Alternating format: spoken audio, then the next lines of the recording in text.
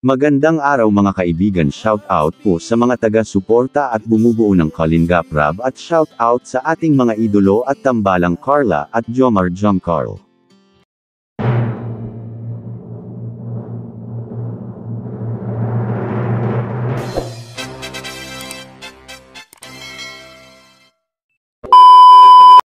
Sa video po na ito ay pag-usapan po natin ang episode 26.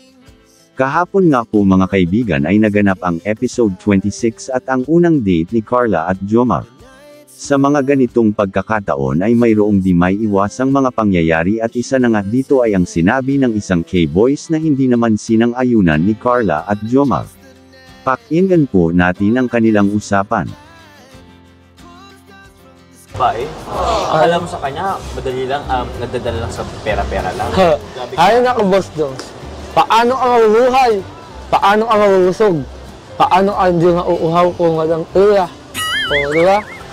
Mindset din minsan, mindset. Alam ko yun. Oo. Pero, huwag mo naman ipano kay RJ. Uy, Arjun, mali yung sinabi mo Lalo na nandiyan si Angelica. Hindi naman lahat nadadaan sa pera.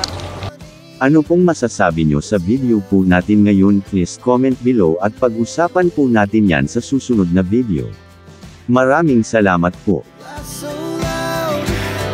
As the hours pass, we're gonna do it all again.